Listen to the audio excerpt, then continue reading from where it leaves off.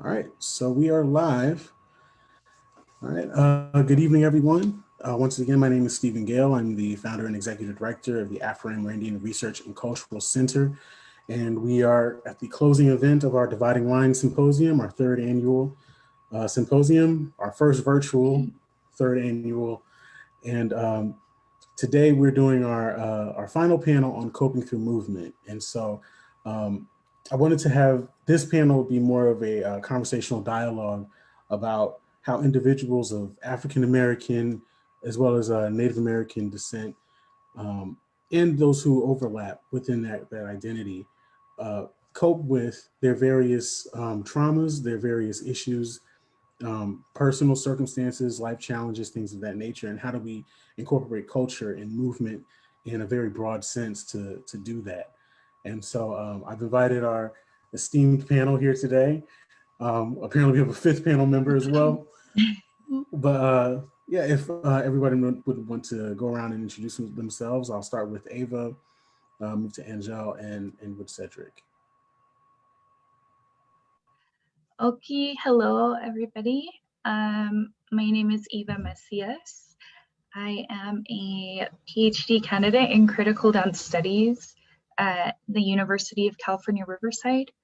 And I'm specifically looking at, or my working title of my dissertation project is Dancing Defiance from Native American Women's Fancy Shawl Dance to Indigenous Burlesque and Pole Dance.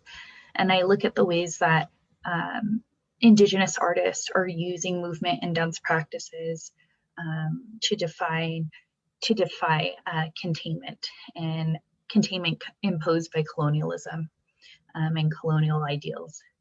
And I am Blackfeet, Assinboine, and Grovan, but I also identify as Native American, Black, and Mexican mixed heritage.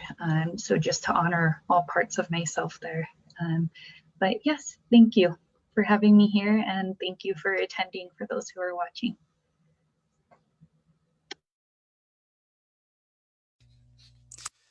Hello, y'all.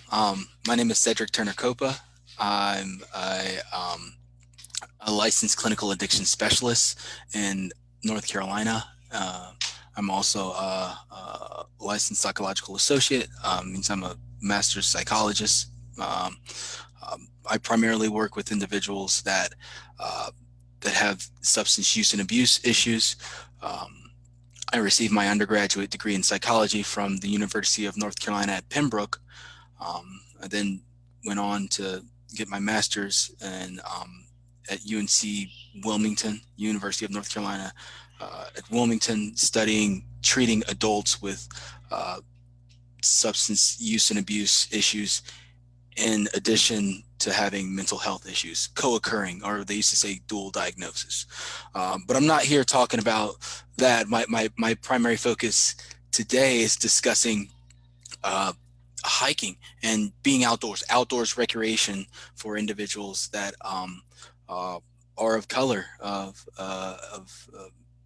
And this comes from a personal standpoint of me hiking while Black. I decided to hike across North Carolina between Tennessee, Clingman's Dome, Tennessee to Jockey's Ridge, and in the Outer Banks of North Carolina on the Mountain to Sea Trail. Very similar to the Appalachian Trail, but it's North Carolina's version of that. It's 1,175 miles. And I'm now working as a volunteer with the Mountain to Sea Trail to try to work towards diversity, inclusion, and equality for bodies of color outside, and working towards the problem of how do we invite people of color outside onto trails, and also how do we make it safe, and inviting, and encourage us. Identify as a Black American, and thank y'all for having me. Hey everybody, my name is Anjail Haqq. I'm a master's level social worker. I specialize in doing group counseling with addicts struggling with addiction, as well as with adolescent youth struggling with self-harm. Some of the independent research that I do is related to racialized trauma in the southeastern part of America and integrating that with generational trauma and linking that to psychoanalytic theory. Those are some of the things that bring me personal interest and linking that to my work in terms of working with populations of people of color. I appreciate you inviting me being here, and hopefully I can contribute something meaningful to this discussion. Well, thank you all for joining us. I mean, and so, like I said, I wanted to have this whole conversation to be, semi-formal, maybe even informal in some regards, as the case, permits. But just the idea of, first off, movement. I wanted to have movement. I interpreted it as multiple things. So in the case with you, Cedric, you're talking about hiking, for instance. That kind of travel, that kind of movement as a Black person, you kind of alluded to it, hiking while Black, and the context or the connotation that it kind of has. I think I personally feel a lot of African Americans are hesitant to venture outdoors. I know that's a common issue in terms of national parks not even having a large amount of African American presence and participation, and that's something that they've been trying to cultivate as well. And so, if you could speak a little bit to that, what are your thoughts on that, or what is your experience with that? Yeah, my experience is being present. First, in the back of my mind, is knowing that individuals with my skin color were killed and lynched in the South in the past, right? And that could happen to me. That's a possibility for that to happen to me when I'm out in nature, right? Nature is not a safe place. I don't have that privilege of feeling that, right? I have to be aware that if I see another person, especially if I see a white individual, I might get hurt, right? I don't have the privilege of people accepting me just because I'm there. So my movement is cautious, and I also at the same time, panel, I feel liberated by being out there. I know that several years back, me choosing voluntarily to walk through nature on my time off of work is a blessing, is a privilege, is something that I can do, and also to say, what, I'm out here, y'all. All right, I'm Black. You could see my face, and I don't have to, make up stuff. I don't need to feel like I need to wear a Confederate flag or other things that show that I'm I'm not a part of the group that I am. So to answer your question, Stephen, Brother Gale, I feel as though my presence, my movement throughout nature, being outside, while Black has that, I have that, I know that it's present. I know that my Blackness is the first thing that individuals see, and that I need to be careful. Be safe. And this is something I've heard a lot of.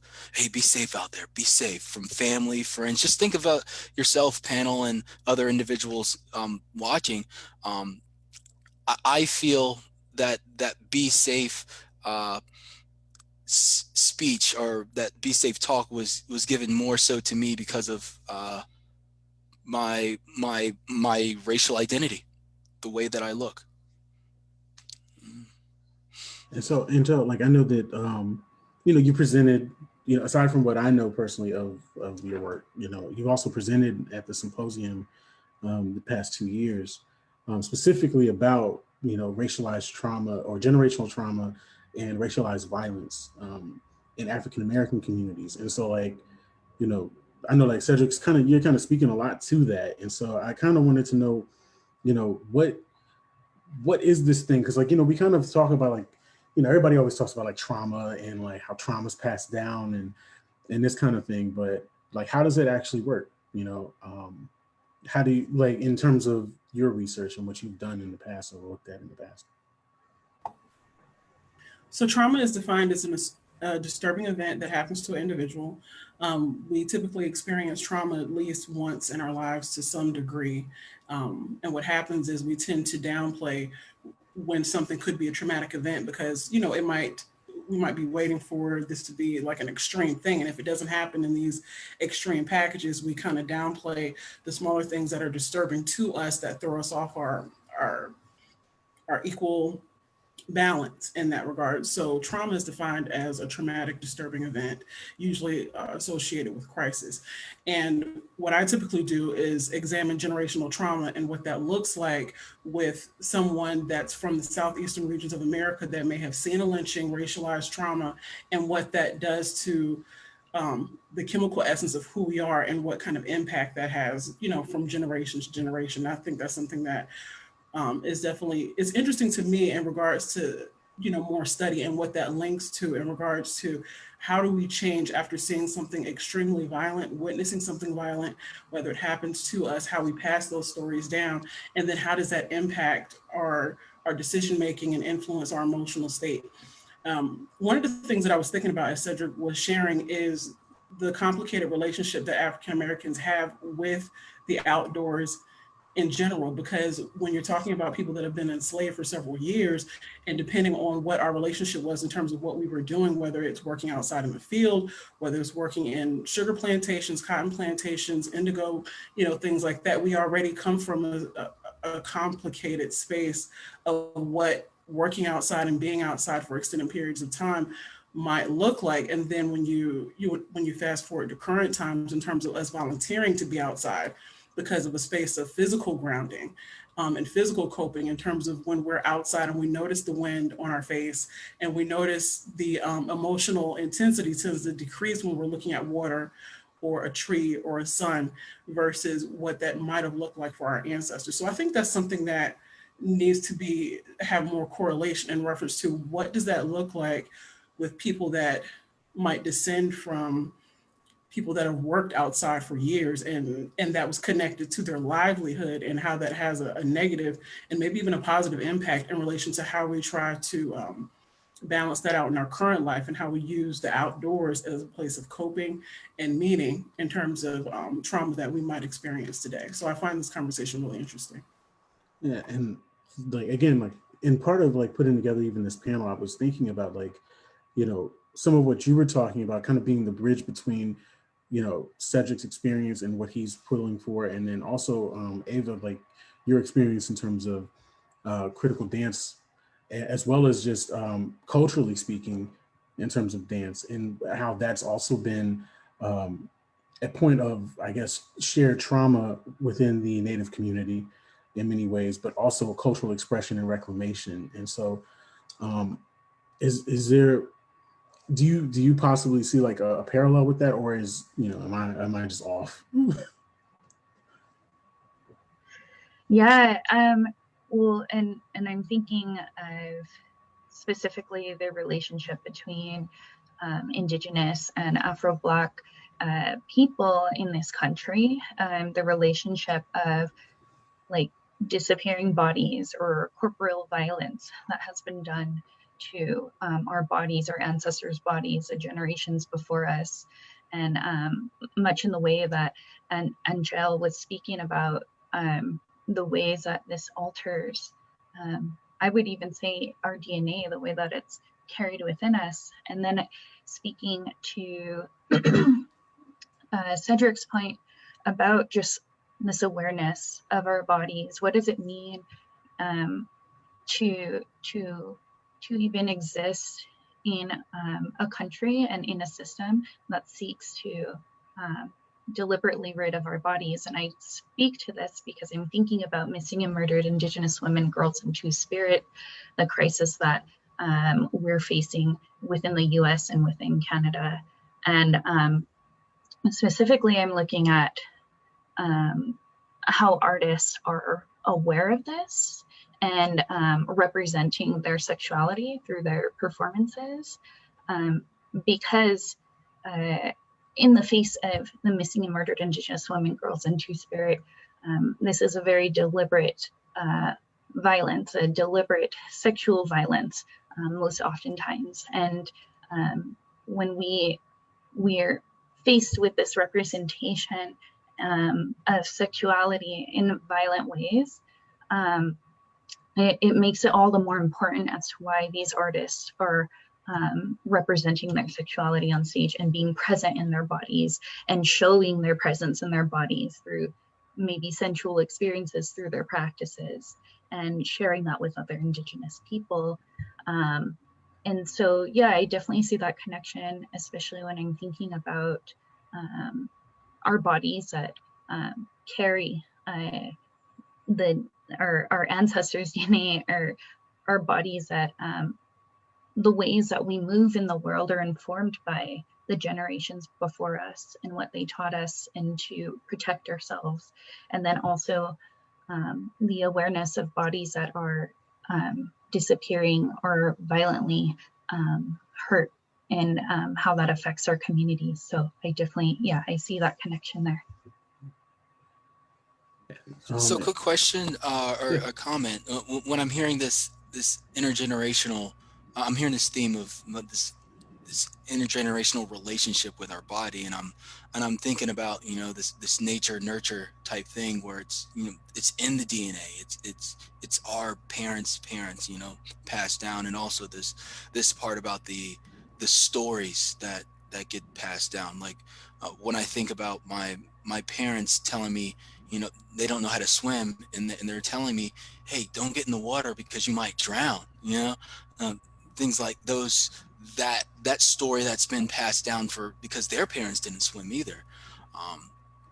And how we choose as a people to acknowledge that, and then make some changes around it, you know, around those stories that have been passed down. Yeah. Anjail, do you think we kind of like, I don't know, in some ways, like through those stories, do we perpetuate some of these same issues, or are we, you know, or is it something else? Like, are we, you know, contributing? I mean, I don't want to falsely claim like, you know, we're the source of our own problems, but like, you know, at the same time, is that also a factor? Like, even when some of these barriers over time may get removed, or even when some of these impediments or violent acts cease, you know, does that carry over to the point where we kind of still have it ingrained in our own minds to keep coping in that same way? And it's a really interesting question. And one of the things that I was thinking about as Cedric was talking is in relation to like water and pools, and how sometimes, you know, Black folks will struggle with, you know, either not knowing how to swim or not want to get in water, only get up to here, you know, things like that. And sometimes we put a joke on it, and then we just, you know, we don't think about it because we deflect with humor. But, you know, there's something that has to be said about, you know, when we have access to pools, you know, you're living in a space where you have a yard to have a pool. So the economic privilege of being able to have access to that. And even with community pools, it wasn't that long ago where, you know, intuitively we'll seek these things out in terms of wanting to get in the pool, wanting community, wanting to be in the elements. And then there are people, you know, not wanting us there. And so they'll pour bleach in the water, you know, and videotape it. And so what does that do to the mind and the physical in that space of being humiliated? And then what message does that send me whenever I intuitively try to interact with natural elements, with just being at a community pool or just wanting to go hiking? And I have to talk myself out of those thoughts to say, when I go into these spaces of community that also, you know, connect with nature, it's okay for me to be here. I still have value and worth with being here, even though 50 years ago, there's videotape of people having chemicals thrown on them just by being in water in a community space. So, you know, we can make jokes about it and make light of it now, but it comes from a very real space. And I think acknowledging that is just as important, but still being self-aware to know that it's important that the things that we want to do, we intuitively look for them anyway, and it's okay. But when we're in those spaces, and some emotions might come up, that's also a part of the process too, and to still go through them to get to the more pleasant emotions as well. Yeah, and do Uh, like we kind of like hamper ourselves in that, you know, like are we kind of like holding ourselves back sometimes by, you know, like, well, you know, everybody always questioned me. I wanted to go out and you know, look for frogs when I was a kid, you know, and everybody was like, well, you know, you don't need to be going out in the woods and learning all these different things or doing these different things, even though it's like um, there's nothing wrong with it. Like I was safe or whatever, and it's like, am I kind of perpetuating some of that indirectly, and to the point where I'm so far removed from what even the initial trauma might have been that I don't even recognize it, but I'm still responding to it. Yeah, I want to talk about one of the mechanisms that keeps that going, where the trauma is there, and it's one of those things where we don't do that anymore. Our group, we don't swim. That's not our group. Don't worry about that, or don't go outside. Don't do this different type of dance. Don't ballroom dance. That's not for our people. You know, as far as uh, putting us in that box, or even that, hey, you got to play basketball. If you're a black male or if you're a black individual, you got to make sure and play basketball or play football. You don't try to do archery or something different, because that's what we do. That's our tradition, right? As far as how that that keeps us where we are. This is also making me think of, I mean, it's also important to think about the ways that our body responds to that as well, like to different points of that may be a triggering point, right? I think about like my grandma and my auntie talking about just even how the bark of a dog would bring on like a fear, right? And that the body would tense, and there's historically reasons for that. Especially on that side of the family where they're talking about ways of corporal violence and punishment, and thinking about that. But also, like, I think about even, I'm sure this experience is not unique to me, but driving and if a cop is behind me and just feeling that sickness in my stomach or feeling that tension. So there are literally like physical responses that come up with that, and maybe that's coupled with the stories that are passed down. And I'm aware that also these stories are forms of protection, and not just stories but lived experiences. Yeah, as a way of protection. And then yeah, the question that you're bringing up, Stephen, is about how do we transcend that, so that we're not repeating that cycle, and what are otherwise ways of responding to those triggers and responding to maybe the ways that our bodies physically respond to that. And yeah, it's a really important question that you bring up, and I think especially as this current generation, it's the work that we're doing, right? Like this is what yeah, it's just an important work to move and transcend, and not to reiterate, but at the same time be aware of those histories and those experiences. And then like, how do we, I mean, like by default, I kind of feel like, you know, I always come with the philosophy, like, you know, the fact that any of us are even here is proof of our collective resilience as people.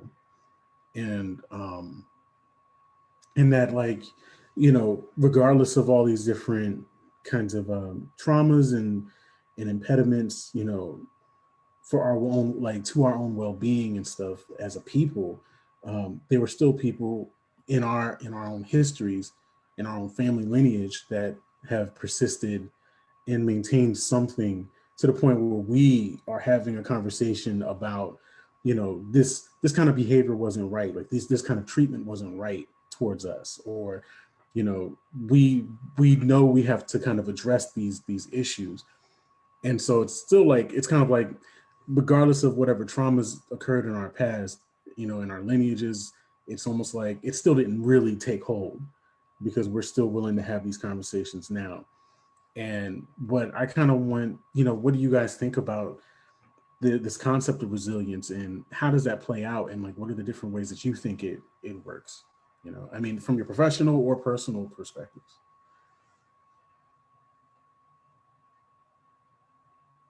Was that a dud question? No, it's a deep question. I mean, I feel like, yes, our bodies are resilient, and I feel like as a person, I'm gonna be healthily have pride for a moment, but like I don't think that others communities would have been able to handle something so tough as far as the history that we have faced, and it's I feel like the resilience is of our ancestors is a source that we could utilize for the present moment, right? If we look at that, I feel like there's a lot of useful energy. Say, hey, if my ancestors were able to make it through horrible conditions that I don't have to face, and they made there's changes made in my life, I can still do more work. I can be inconvenienced for a little bit.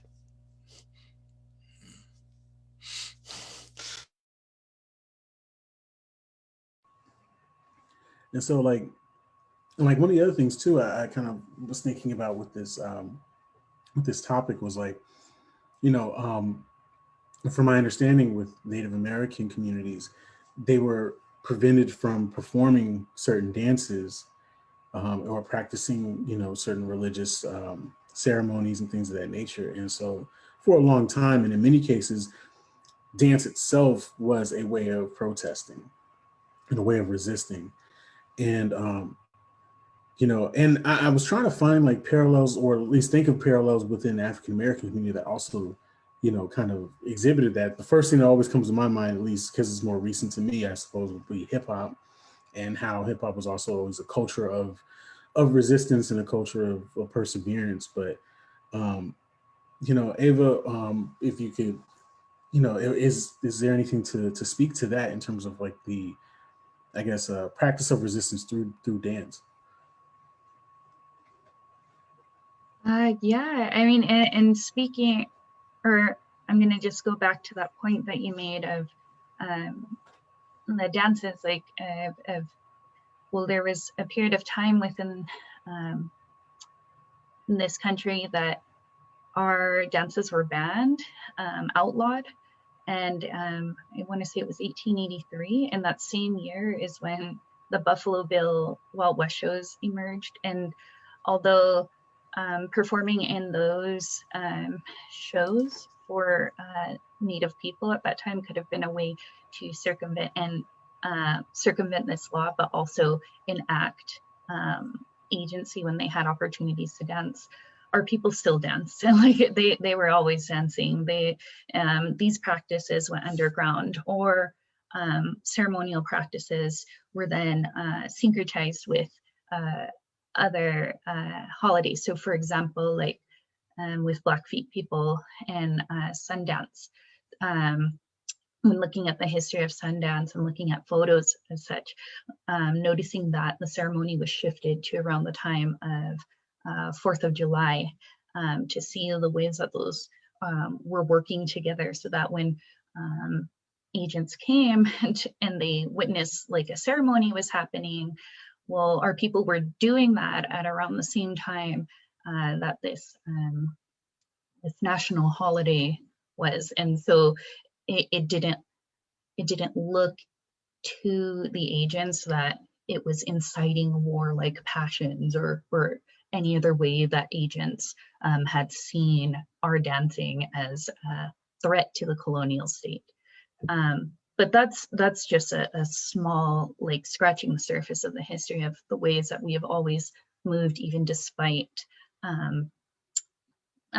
dancing's being banned and outlawed. And then I guess just to bring up another point is that it wasn't until 1978 with the American Indian Religious Freedom Act, that our dances and our ceremonies would be protected. So that's pretty recent when considering, I mean, the ban on dancing would have been technically lifted in 1933, but there were no protections in place that allowed Native Indigenous people to continue their practices. And then I guess as far as resilience, you know, it goes back to, I think resilience was at the point. Sorry, I started to go off on like a thing, but was that the question, resilience? Yeah.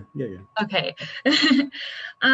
You know, I guess I'm just thinking, knowing that our ancestors found ways to work within a system that was so imposed and so violent, right? Because the punishments for being found out if they were dancing or practicing ceremony or were always corporally done. And so in ways of, you know, with assimilationist tactics, with taking away rations and things of that nature, it's like our people continue to see the importance in the practices and the ceremonies and the knowledges that they continue to move despite. And I think that resilience is important to acknowledge. At the same time, I'm thinking also about, there's this Afro-Indigenous woman who's like has an online presence about Black liberation and Indigenous sovereignty, and talks about how she kind of struggles with resilience in the way of, like, she said something like resilience is a word that's like used to describe plants surviving a winter, not talking about this intensity of colonial imposition and violence that we carry all the time. And so what are other ways to reframe that? And I could understand that, like, challenge with, like, we're resilient, but why do we have to be? Where does that come from, right? And that we are so many other things in addition to resilient. So I don't know if that has any, I just wanted to, like, kind of bring in that point, because I know that there are people who feel challenged by this idea of resilience as well. Yeah, it kind of reminds me of like the critique of like the strong Black woman critique, you know, like why do Black women have to always be strong in addition to being a Black woman? Like, why is that part of the lot, you know? And Anjail, as a Black woman, I would like to know your perspective on this before I start, you know, interjecting too much of my own thoughts on it. But it's a really good question, and it's unfortunate because it's like, as Black women, we're already built in to be strong and resilient individuals, and how that plays out in terms of how we act that out, how we use that as a source of connection to other people, as other Black women, as, you know, as a space of helping and taking care of people. It's going to vary depending on who that person is, depending on who the woman is. And, you know, sometimes it can be overwhelming for Black women to just be who we are as we are. And so, you know, there are things that we have to tell ourselves to kind of cope with our own thoughts that can distort what we might perceive in ourselves and the expectations that we have, to constantly armor up, because it may have gotten us the results we wanted in these other situations. But as we self-reflect, and as we, you know, we want to have the desire to become full circle and to move towards that personal growth, it requires us to go and elevate higher in a different space. So, you know, it requires some internal digging. But what's unfortunate is that, you know, because if we're not strong, we have to smile, we have to, you know, render who we are through our, you know, through our physical appearance and what we're doing for someone else, and constantly be in this giver mode.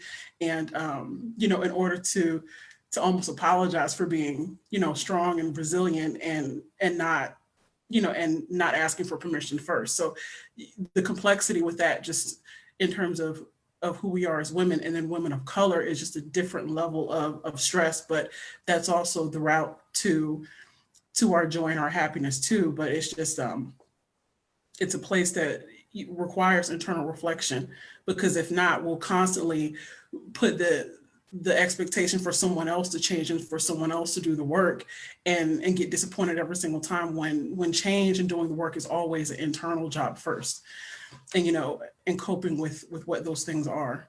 And so one of the things that I also wanted to mention in terms of resilience is, in my line of work as a master's level social worker working at a psychiatric facility, doing groups with psychotic patients, we take breaks in groups, and sometimes those clients, they don't come back, especially when they're struggling with sobriety. They can choose to go somewhere else.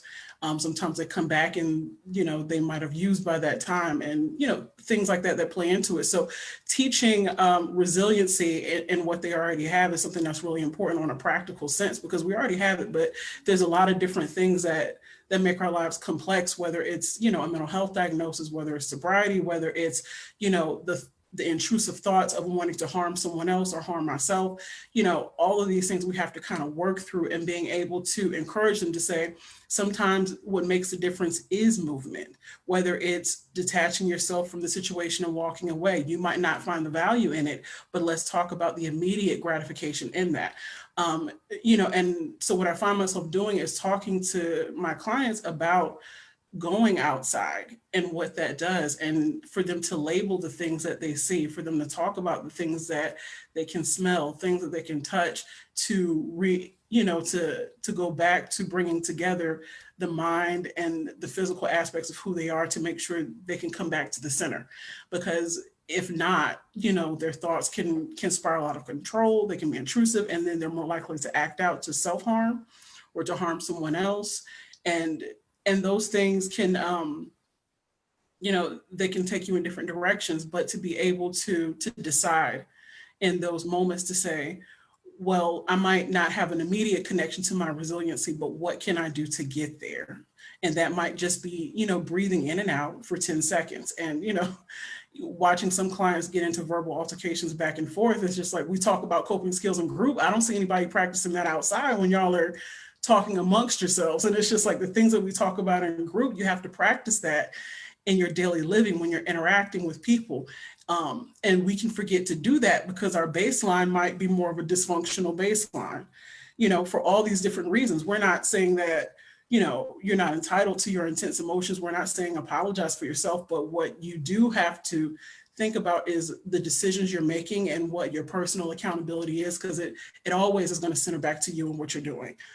And you can always make it about somebody else. But when you do that, you're interrupting yourself from connection, and you're interrupting yourself from your opportunity to connect to your own resilience and practicing that. And that's something that I always try to remind my clients of, in terms of, the way we cope with the intensity of our situations and how they vary. It's important to stay self-connected and to practice going outside, to notice the way the sun feels, to notice the sounds that you hear, and then to try to have those uninterrupted spaces to bring yourself back to the mind and the body, physical touch, and deep breathing, and how you're okay. Then you're able to have, to proceed with other interactions if you're ready, but to not push yourself beyond the limitations of where you are in that moment. So what I find now is that you have more Black people more open to going out and doing nature walks and trailblazing in different national parks, which is great. And I think the regular person on the street isn't thinking about, when I go on this hike, am I going to be thinking about something that happened 3 years ago? You might not, and that's okay. But what if you go to a national park and then you get a microaggression for someone that's white, just because of what you look like? And then trying to understand that when you leave the park. And so, it's just like, continue to pursue going outside, because we ultimately, parts of us want to do that anyway. But for the things that you might encounter and you want to understand, those things are okay too.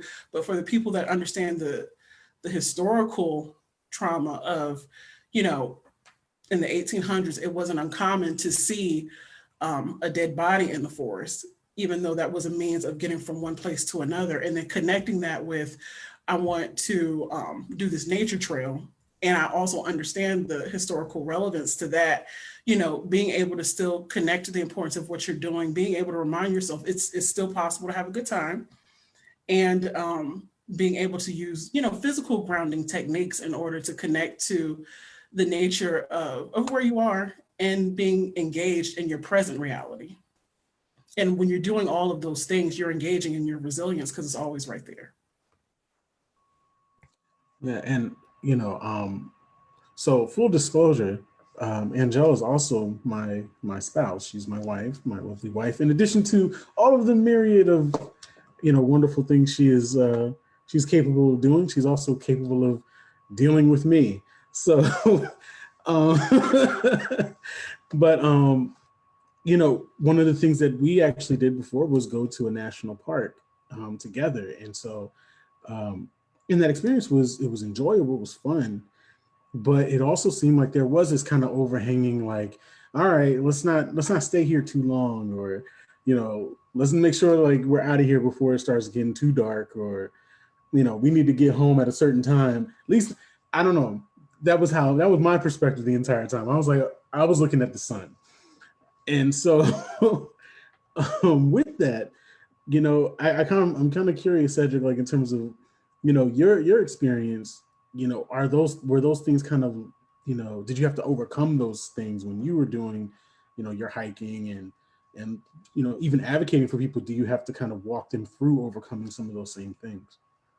Of course. Yeah, of course I thought about that stuff. I wanted to stay alive. And I felt like the threat was real. And when and I really like the way you're speaking about, in a sense, mindfulness of your body, of where you are and what's happening inside of you in the present moment. And I feel like that's highly important whenever you're hiking, you're outside and being a person of color, and not just on the trail, but in the city, in the country, with in general, knowing that you have this you're carrying history with you. And I feel, to your question, Stephen, about how do I help other individuals or chat with individuals trying to get them out on trails, it's going to happen with groups. There is safety in having individuals that look similar to you, or that understand, that get it, right? So choosing to have other individuals around you to help calm the anxieties that you might have. Like, oh, what was that? Was that a hunter out and hunting Black people? Help me out. All right. So it helps to have other individuals there to be safe, and also to help ground you, right? Help put you in the moment. And yeah.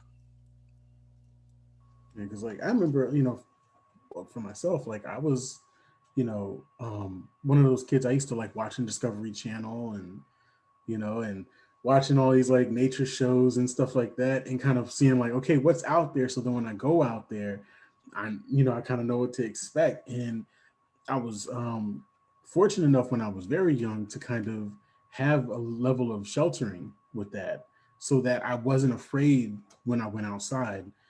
you know, um, in addition to what I was actively learning, in terms of like wildlife and things like that, I also was encouraged to go outside, and, and there was like kind of like almost like a safety net there for me to an extent.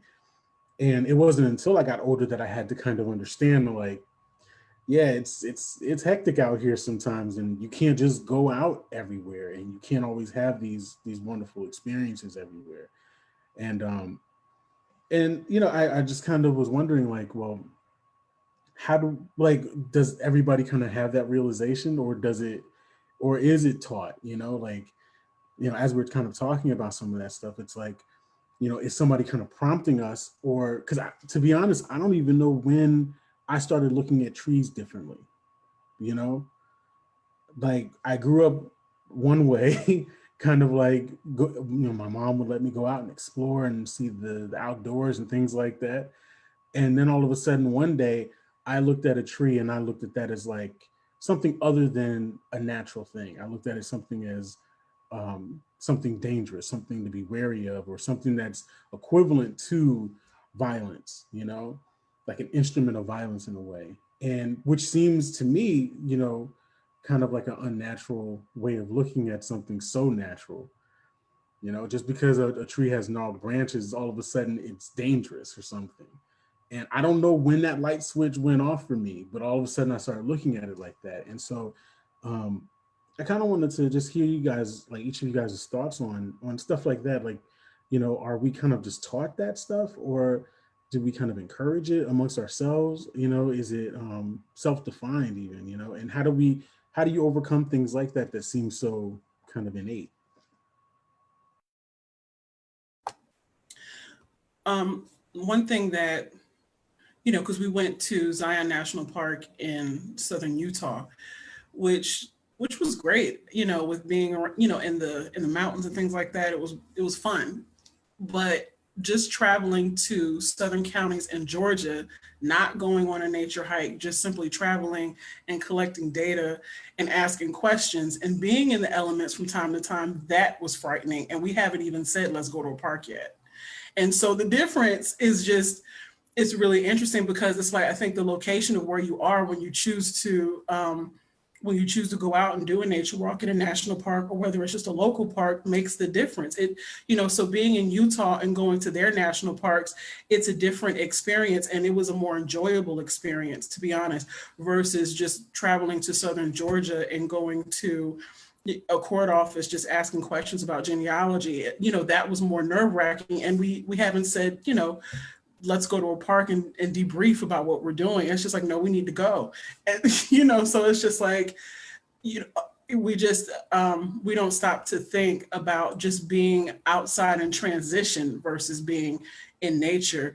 And if you're in the South and what that looks like. But one of the things that you're also sharing in regards to your upbringing, Steve, is the level of innocence in reference to how you were going outside and just, you know, collecting frogs and things like that. And I think it's important for parents to continue to tell their children, or to create that space of innocence for children to go outside, to get dirty, to find things and share what they find and get curious and ask questions, and to just create that environment where they can continue to do that for as long as they can do that, even when it's unseasonable for them to do that, you know, even if they're still in high school, where for some people's mind, it's like, you're 16, you shouldn't be doing that. But it's like, there's going to be a time where they have to stop, and they can't be in that realm anymore because they have to make more grown up decisions, and they have to make that transition. So, and that was something that was always taught to me from my mom and her mom, in terms of, you know, engaging in an environment of innocence, because once it's gone, and you can't have that back. And I think the connection with nature and children is important too. And, you know, I was instrumental in the upbringing of my nephews. And so, you know, there are times we would go outside and collect rocks and things like that. And sometimes they wouldn't want to get dirty. And it's important to get dirty because you can always get clean again, you know, and then just reminding them of things like that. They were more than willing to throw dirt around, because it's not so much as about the dirty part of it, but we're connecting just through the natural elements, and then we're able to make up stories, and then we're able to find more things. But in the process of that, the connection of family, and that is important. So, you know, the environment that we create for our children to just engage in nature and just allow them to create that space for, you know, for themselves, and to have it for as long as they can have it, and to make that space okay. And then to also, for the adults that want to make those historical connections, to when we make the conscious decision to still be outside, you know, in opposition of what historically the messaging that we've got over the years, to still be able to say, I understand, you know, the level of trauma that's associated with me just being in a natural space right now, but I'm still doing it anyway, because here's what I'm getting out of it, and here's where I'm going to stay. Though all of those things are important. Yeah, so I have a balance between the two that I'm working towards, especially when like introducing nature to my son, or just being outside to my son, as far as this innocence, and also the understanding the risk associated with being who he is, you know, and having wanting to preserve the innocence, but also wanting to make sure he's prepared for life outside. And that's the parenting journey, and that's my journey as an individual, that I'm trying to work through. Yeah, following Cedric, I'm also thinking about what came up when Anjail was speaking, which was continue to pursue. That like stuck out for me, which is to keep going, like despite with this like awareness of this of like the stories we tell ourselves and the stories we carry, right? We going back to that question of like, well, how do we move forward with that? And it's yeah, continuing to pursue, and the mindfulness, the groundedness that Anjail was talking about really stuck out to me. And I think that is that, yeah, finding the balance like Cedric is speaking to. And then I wanted to bring this related to like kind of relate this all to Indigenous sovereignty also, or like land ownership, right? Colonial ownership, and the constant fight to seize Indigenous lands and seize Indigenous bodies in the process. And I am thinking about Indigenous thinkers, Adrienne Huard, and then Jacqueline Pelland, who wrote to this, saying that like when we are calling for land back and we are making actions for land back, we're also calling for Indigenous sovereignty and body sovereignty. And I extend this to Indigenous peoples and Black Afro peoples, that when we are working towards land back, that's also working towards having our sovereignty and our choices with our bodies and where we move about, right? And the safety of our bodies, that those things are inherently connected to each other. And so I just wanted to make that point as well, thinking about the also specific relationship for Indigenous peoples to land. Yeah, and not to lean too much into the academics, too hard, I guess, but in continuing making the conversation accessible, I suppose. But there was a paper that I'm working on and that I'm trying to flesh out the idea of, and it's like the political economy of Indianness and Blackness as concepts and constructs. And whereas like Indianness is used as, both of them are means to ways of producing, both Indianness and Blackness. And Indianness is more related to relations to land, relations to the commodification, like relations to land and production, whereas Blackness is more related to labor and the construction of labor. And so it kind of makes me wonder, and I might have to even revisit it, after this conversation too, but the idea that like when we're out hiking, for instance, as African Americans, we're viewed as, what are you doing in a place that you don't belong in that regard? Like you're not connected to nature, you're not connected to this land, you're connected to work, like to the working of the land, you're connected to the commodification process. And as a commodity, and like you're connected to the commodification process, and you are the commodity itself. Therefore, why is, I don't know, the bottle of water walking through the neighborhood, or why is this, why is this product out here trying to have fun or enjoying the nature or the land? The land is a resource. The product has no purpose, being a part of that resource.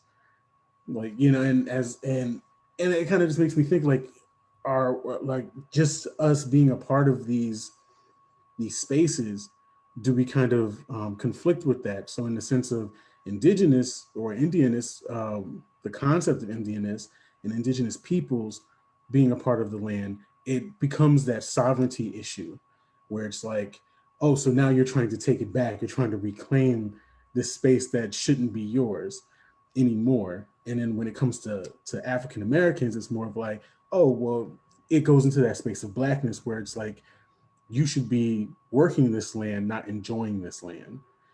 And so I just think it's a very interesting thing. I mean, I don't know. Like I said, I might have to revisit some of the concepts just based off of this conversation, but it's very interesting. Steve, that middle ground, that part that you're not saying is that either your Indianness or your Blackness is, this land is still not yours, right? It doesn't belong to you. Sure, you can walk through it or work on it, but it's, at the end, this is your bar. It's somebody else's, and that's that colonialism that that we're becoming more awake to. Yeah, and again, it goes back into this idea of like, how do we, resist those kinds of things? Like that's one of the underlying themes of pretty much everything that we've been talking about over the course of this entire symposium, is like reconstructing how people identify, or how an individual identifies themselves, or how do we build a community in a space where that community isn't endorsed, or how do we preserve a history that has been constantly spoken for and erased, and that's pretty much what each um, event, where each segment of the symposium is kind of dealt with, and so it's just interesting how indirectly we kind of came full circle with that. But um, and again, going back to the idea of even dance, like initially I was only thinking about hip hop, but also something that's somewhat related was like capoeira, right? Like that was a movement of resistance. Like that was a almost like a proto breakdancing, and it was also a way of African and indigenous mixed people or indigenous American mixed people to kind of resist the oppression that was being put upon them through slavery in Brazil. And and so it's like, well, that's our way of still preserving our martial arts. That's our way of still kind of preserving our own individual sovereignty, and then you know kind of resisting the imposition. I just think this interesting, and I mean, it kind of also relates to with the Lakota, if I'm not mistaken, with the ghost dance, and how that was also used as like a rallying dance to resist colonial oppression through by the United States government.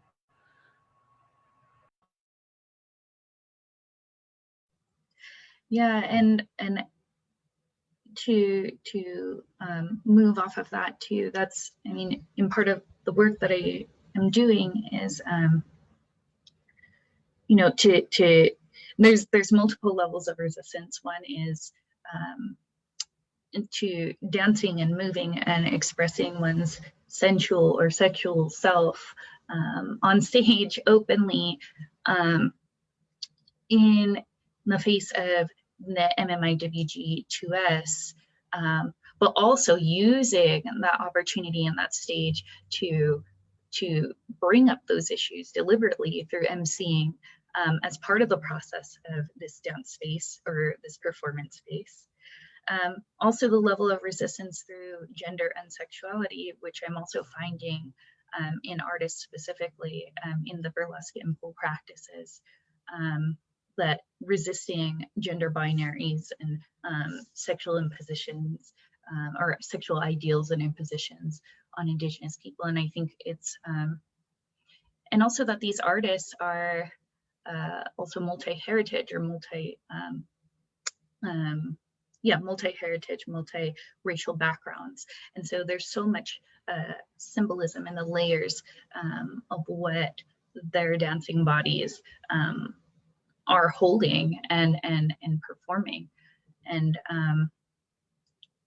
so I guess I just wanted to add that as well to what you were saying.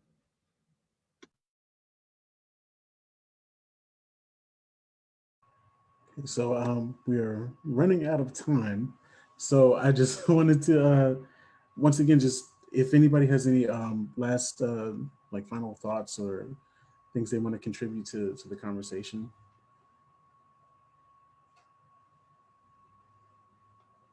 Yeah, I want to reiterate something that I heard from Ava. So the point of, she encapsulated resistance as just moving despite, And that's something that I feel like is highly important uh, for our people to move despite, for not just resistance but also healing um, and being out. And I don't just mean outside in nature and doing outdoor recreation, but being outside of um, your bubble, your space, to reach out, reach to communities, reach to trying to make yourself happy in all the good emotions.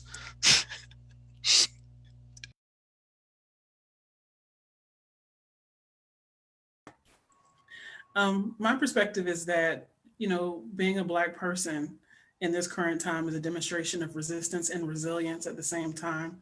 And we just have a personal responsibility for those two things, to not be at war with each other, to be in balance with each other, and to serve each other. I think, just the demonstration of Black people willing to be outside and smile and enjoy themselves is an act of resilience and resistance. And, you might even see microaggressions from that. And, so what?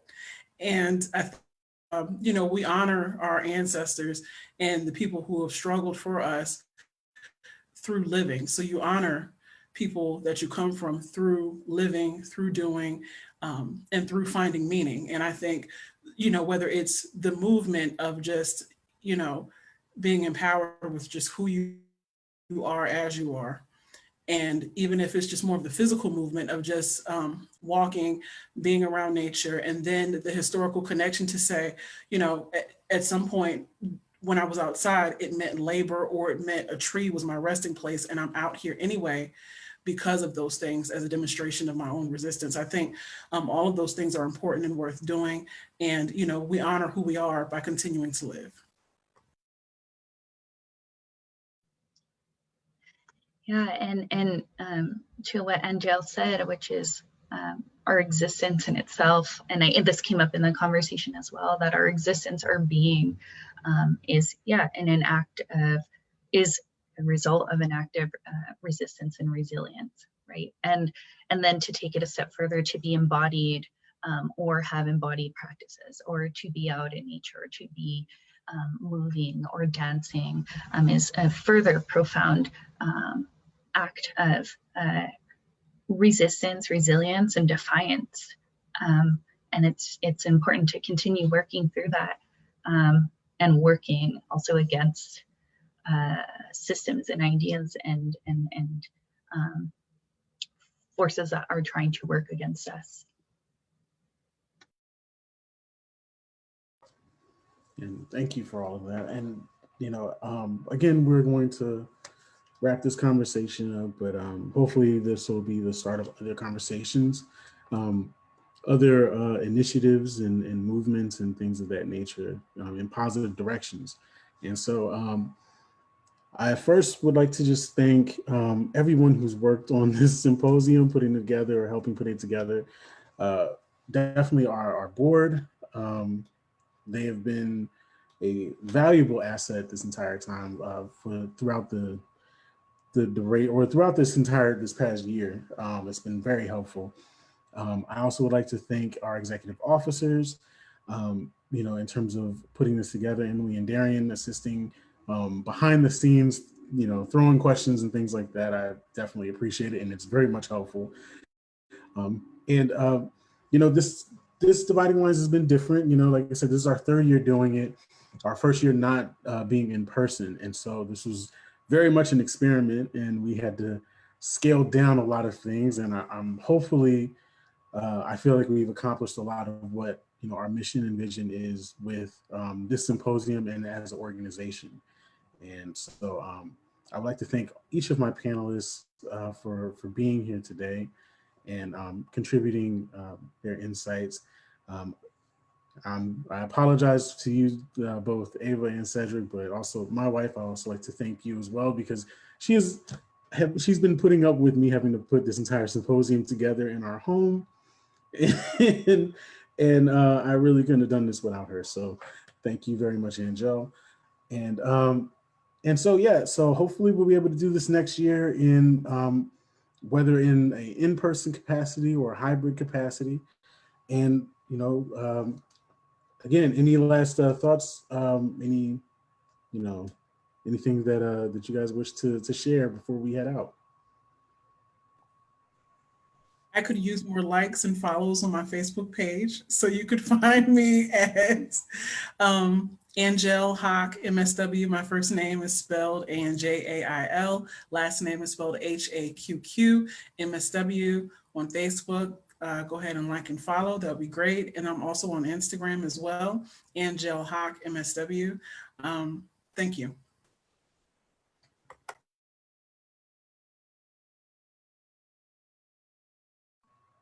All right. So I guess the other two have nothing to plug. All right. Well, thank you guys again. And until next year, you all be well. Again, we will be posting this video. It's already available on our ARC website, www.arccenter.org. And it will be available off the front page probably in the next couple of days. And then in our Dividing Lines section. And then over time, we're going to be also putting all this stuff on our YouTube channel as well. So we can have a constant archive of stuff, and it's immediately available on our Facebook page as well. So whatever you like, however you like consuming your media, we'll be available that way. So thank you so very much again to my panel, everyone who's contributed, all the other panelists that have contributed throughout this past week. And until next time, again, my name is Stephen Gale, and please support the ARC Center in our initiatives. You can go to our website, www.arccenter.org, hit any page, there's a donate button. I don't care what page it is, hit a donate button and donate. And it would definitely help us continuing various initiatives like this, as well as future projects and initiatives that we plan to do in the future. So with that, I'd like to thank you all, and have a good evening.